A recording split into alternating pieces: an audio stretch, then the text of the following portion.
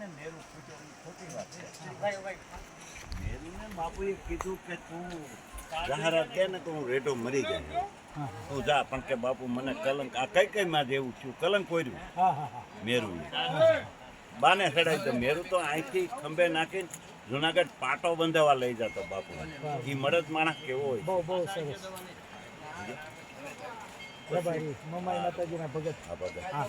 બહુ મજબૂત માણસ.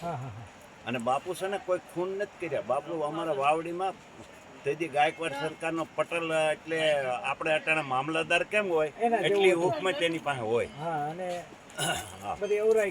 એટલે થોડુંક એનો ગરાહ જપ્તે કર્યો. પછી એને આખી ગાયકવાડ ખટકી કે તમે આ કેટલો હેરાન કરે ગાયકવાડ, સમજ્યા?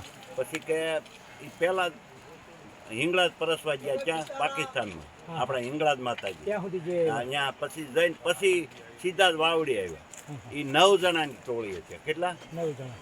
એજી ગોલણ ગોદડ સે થારી સાથમાં હે ત્રીજો લીધો નાગવાળો નરવીર રે કાળબાના કુંવર અવડેથી બારવાટાનો તા ખેલવા રે પાટુ રે મારી પટારો ભાંગીઓ દાબ કાય વાગી છે દાબા પગમાં શું કરે કાળો બાના કુંવર. બાપુને નિયમ હતું બેન દીકરી સામું જોવું નહીં. 9 ભેરું હતા એને કીધું. બાપુની બધાથી નાના બાપુ હતા, 25 વર્ષની ઉંમર હતી. કેટલી? અને બાપુ એ બોલ્યા કે કોઈ બેન દીકરીને સામું જોયું તો હું બંદૂક મારે. બાપુને એ એક નિયમ હતું, સમજ્યા?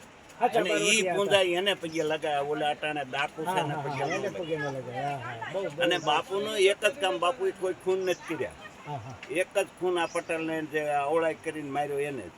બાપુ વ્યાજખોર હોય એના ચોપડા બાળી દેવાના અને એનું ધન લઈને ગરીબને દઈ દેવાનું. અમને વાવડી દેવા નથી આવ્યા.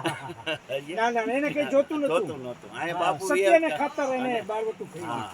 ઘણું છે બાપા. બહુ લાંબો ઇતિહાસ તો બહુ સરસ. આ ધરતીને નમન કરીએ તો આપણે બહુ આશીર્વાદ મળે. આ બધું પબ્લિક આવે છે પણ એનામાં સત છે એને તાકાત. હજી હાલમાં એમ છે જીવતા જ છે.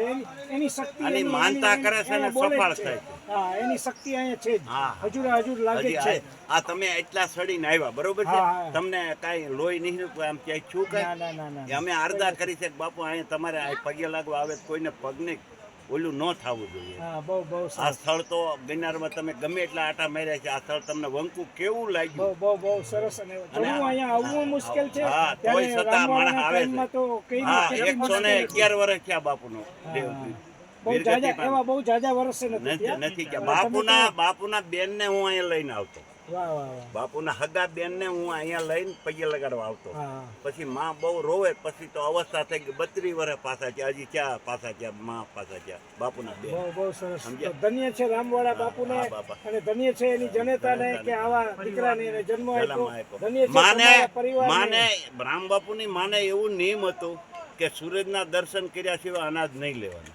એમાં આપણે એલી થઈ વરસાદની 21 જમણ સુરત દાદા કળાણાને 21 જમણ માએ અપાહ કર્યા. ન્યા રામ બાપુ પાકે. ઈ માં હોય કોણ?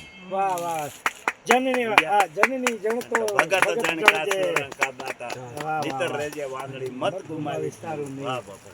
જહલ જખરા જી મિત્ર જેની માં વથલ પદમની હોય. એ તો ભાઈ આવી કુક હોય તઈ જ રામવાળા જેવા મરદ નો જન્મ થાય. હવે તમારે ગોઠવી દો. આમાં સમૂહમાં થોડું ગોઠવી દઈ તમે તો.